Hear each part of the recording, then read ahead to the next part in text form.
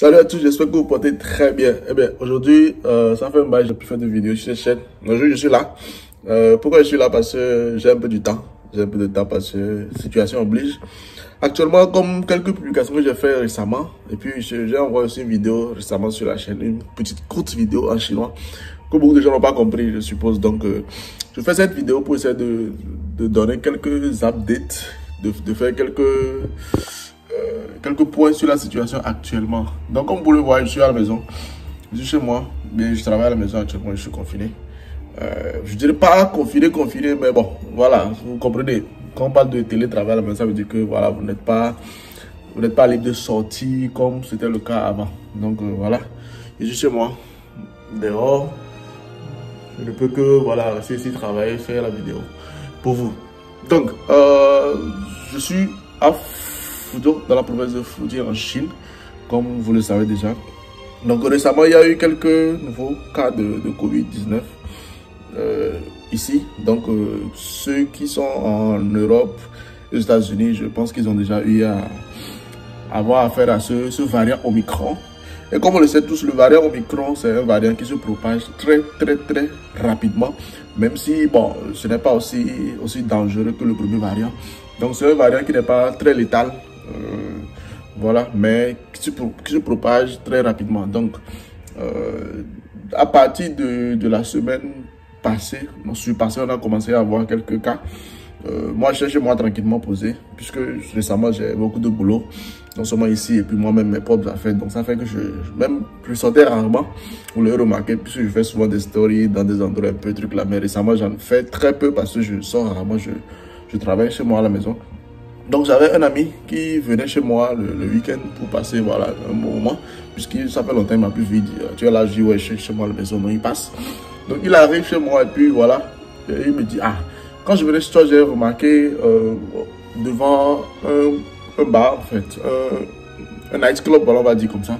Devant un nightclub, j'ai vu qu'il y avait un attroupement de policiers et aussi de jeunes. Mais surtout, il y avait les... Vous voyez, enfin, je vais essayer de mettre l'image pour que vous voyez. Les agents sanitaires qui portent des trucs blancs pour pouvoir essayer de... Voilà, pour ceux qui s'occupent de faire les tests ou bien lorsqu'il y a des cas, on les appelle pour venir gérer la situation. Il dit qu'il en a vu plusieurs. Puis il s'est dit, ah, Hugo, je sais que souvent tu aimes aller au club ou bien pour t'amuser. Donc je me dis que peut-être que tu seras à l'intérieur. Je lui ai dit, non, mon frère, je suis chez moi à la maison. Donc voilà, je suis chez moi. Donc il m'a dit ça, je me suis dit, bon, peut-être que, voilà, lors de la soirée, ils ont remarqué qu'il y a quelqu'un fait un malaise, bien, je sais pas. Souvent, on a un code QR ici. Peut-être que le code QR de la personne s'est changé en rouge. Donc, peut-être que c'est ce qui a créé le rassemblement, l'attroupement, en fait. Donc, c'est ce qu'on s'est dit. Et puis, voilà, bon, on a passé l'histoire, on a continué à causer tranquillement, à chiller. Donc, c'est après le lendemain que vraiment, il y a l'information qui sort que, voilà, il y avait vraiment des cas de gens contaminés au Covid-19 dans ce bar-là. Donc, vous comprenez que s'il y a une seule personne contaminée dans un bar où se sont regroupées beaucoup de personnes. Donc ça veut dire que forcément, il y aura des contaminations qui auront lieu. Donc on a recensé, je pense, cette nuit-là, une cinquantaine de contaminés. Le lendemain, on est passé à 100, 200, 300. Et puis comme vous le savez, ça continue de grimper. Donc voilà, forcément, la Chine, comme elle sait le faire, la Chine a commencé à prendre des mesures restrictives. Donc voilà, ils ont commencé à imposer le test Covid chaque 24 heures pour tout le monde. Actuellement, moi où je suis, où je vous parle, dès que je finis de faire cette vidéo, je vais sortir pour aller faire mon Covid test tranquillement pour pouvoir mettre à jour mon système à 24 heures. Parce qu'il faut, chaque fois, il faut que dans 24 heures, tu aies fait ton Covid test, voilà, pour qu'ils puissent s'assurer que tout va bien. Comme ça, lorsqu'il y a un petit problème, ils puissent le recenser vite, détecter vite. Donc la dernière fois, je passais à côté d'un hôpital. J'avais un ami à l'intérieur, donc je ne suis pas rentré moi-même au risque de me faire contaminer. J'ai un ami qui est médecin. Donc il était à l'intérieur, il m'avait envoyé une vidéo. Donc comme vous le voyez, on a déjà commencé à mettre des centres de quarantaine un peu partout ici. Donc je vous laisse avec la vidéo, vous verrez un peu à quoi ça ressemble. Donc voyez un peu combien de gens sont couchés voilà, sur le lit. Mais jusque ceci ne nous alerte pas vraiment comme la première vague de Covid qu'on avait eu. Parce que vous voyez que les gens sont là. Il y a une fille même qui manipule son portable tranquillement alors qu'elle est contaminée. Donc ça veut dire que le variant Omicron, même s'il se propage rapidement, il n'est pas dangereux. Parce qu'il y a beaucoup de gens, ils ont su qui sont atteints du Covid seulement lorsqu'ils sont partis faire le test. C'est pas sûr, ouais, c'est comme moi, je suis là tranquillement à la maison, je mange, je fais du sport tranquillement et puis je fais mon test, on me dit que je suis atteint du Covid. Donc ça veut dire qu'il y a beaucoup de cas, il y a beaucoup, 80% si je ne n'exagère pas, de cas sont asymptomatiques. Donc voilà, c'est un peu ça la situation actuellement. Dans beaucoup de villes, je ne parle pas seulement de Fuzhou actuellement en Chine. Donc moi, au début, vers le mois de mars, avril, j'avais prédit ça parce que je disais que le variant Omicron ne peut pas sévir aussi comme ça aux États-Unis et en Europe sans que la Chine ne soit du reste. Je me suis dit que c'est juste une question de temps. C'est-à-dire que tôt ou tard, ça allait passer, quoi. Et c'est un truc qui va passer, ce n'est pas un truc qui est éternel. Donc voilà un peu la situation. Maintenant, pour mes partenaires d'affaires, mes clients et tout ça là, je sais que voilà, c'est compliqué ces derniers temps.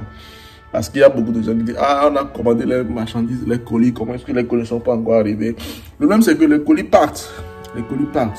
C'est vrai que logiquement, ça va prendre beaucoup plus de temps que d'habitude. Mais aussi, l'autre souci, c'est que il y a certains entrepôts qui ont été réquisitionnés.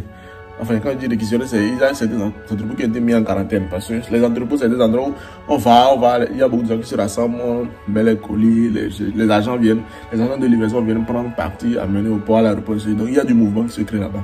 Donc, il suffit qu'on détecte un seul cas, là-bas, on met tout l'entrepôt sous quarantaine. Donc, ça veut dire que, même moi, là où je suis, il y a des endroits où je ne peux pas aller maintenant parce qu'il suffit que j'aille là-bas.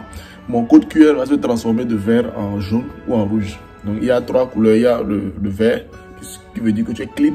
Le jaune qui veut dire que, attention, tu passes dans une zone, voilà, à risque. Donc, il va falloir te mettre à l'écart pendant un certain moment et de faire des tests régulièrement pour que ça devienne vert.